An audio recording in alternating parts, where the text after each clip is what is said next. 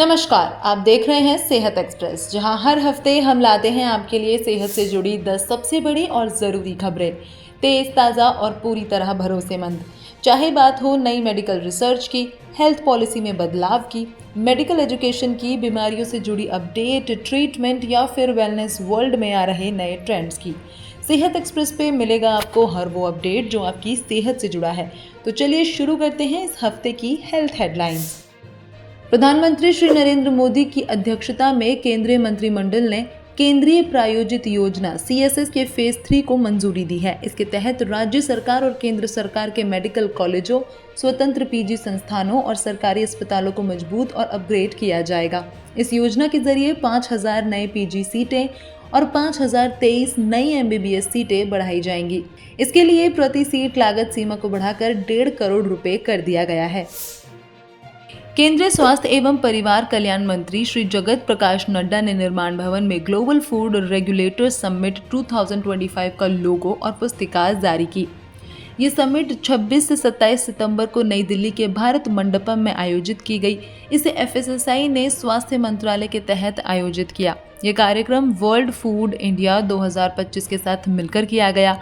Shri JP Nadda ने भारत में खाद्य सुरक्षा मानकों को आगे बढ़ाने में FSSAI और स्वास्थ्य एवं परिवार कल्याण मंत्रालय की महत्वपूर्ण भूमिका को सराहा।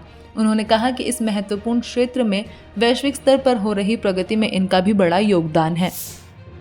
दिल्ली के कई बड़े इलाकों में लगभग 150 से 200 लोग कुट्टू का आटा खाने से बीमार हो गए। पुलिस ने बताया मरीज गंभीर नहीं हैं और स्टेबल बताए जा रहे हैं।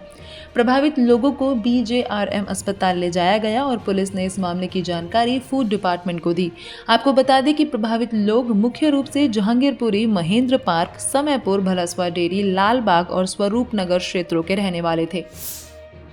नोएडा के हेल्थ डिपार्टमेंट ने पिछले 22 दिनों में डेंगू के 245 मामले दर्ज किए हैं। फिलहाल 5 मरीज सेक्टर 39 के जिला अस्पताल में भर्ती हैं। स्थिति को काबू में करने के लिए स्वास्थ्य विभाग अलग अलग जगहों पर लार्वा रोधी दवा का छिड़काव और फॉगिंग कर रहा है। आपको बता दें कि सितंबर में रोजाना 12 से 18 मामलों से शुरुआत हुई और फिर ये संख्या बढ़ती चली गई।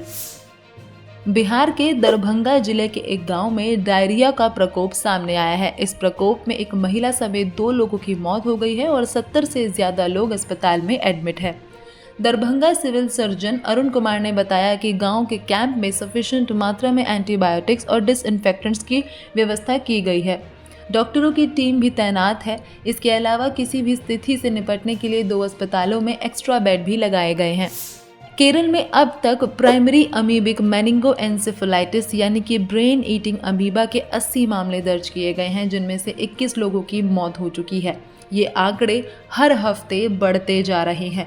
दिल्ली में केरला की स्वास्थ्य मंत्री वीणा जॉर्ज ने बताया कि केरल में 2023 से हर एन्सेफेलाइटिस यानी कि दिमागी बुखार के मामले की रिपोर्टिंग जरूरी कर दी गई है। इसके बाद से ब्रेन ईटिंग अमीबा के मामले ज्यादा पकड़ में आने लगे हैं।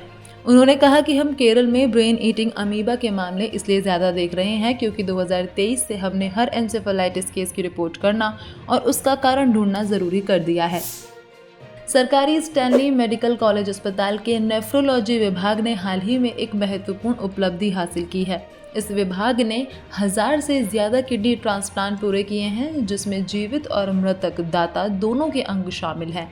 किडनी ट्रांसप्लांट के अलावा ये विभाग चेन्नई में किडनी देखभाल का एक महत्वपूर्ण केंद्र भी बन गया है और रोजाना लगभग 100 मरीजों को डायलिसिस होता है। भारत में रह रही एक अमेरिकी महिला ने हाल ही में अपना एक्सपीरियंस शेयर किया।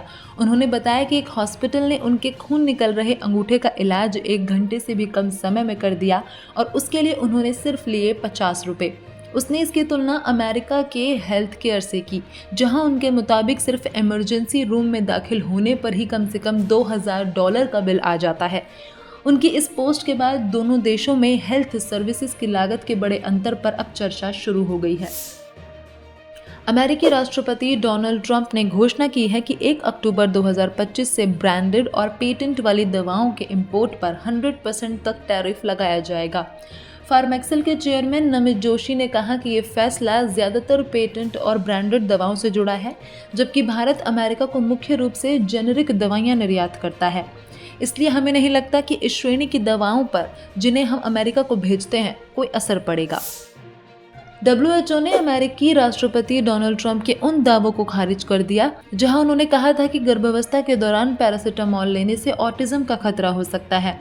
WHO ने बयान में कहा कि गर्भावस्था के दौरान एसिटामिनोफेन के उपयोग और ऑटिज्म के बीच किसी भी संभावित लिंक की पुष्टि करने वाला कोई ठोस वैज्ञानिक प्रमाण मौजूद नहीं है। उन्होंने ये भी बताया कि पिछले 10 वर्षों में किए गए बड़े पैमाने के शोधों में भी कोई लगातार संबंध नहीं पाया गया है।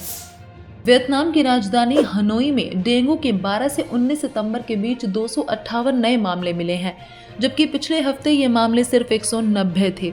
Hanoi centre for disease control के अनुसार शहर में 19 नए डेंगू अफेक्टेड इलाके मिले हैं, जिससे अब एक्टिव हॉटस्पॉट की टोटल संख्या 33 हो गई है। रिपोर्ट के मुताबिक साल 2025 की शुरुआत से अब तक हनोई में डेंगू के 1884 मामले सामने आए हैं, जो 2025 की इसी अवधि की तुलना में 42% कम है।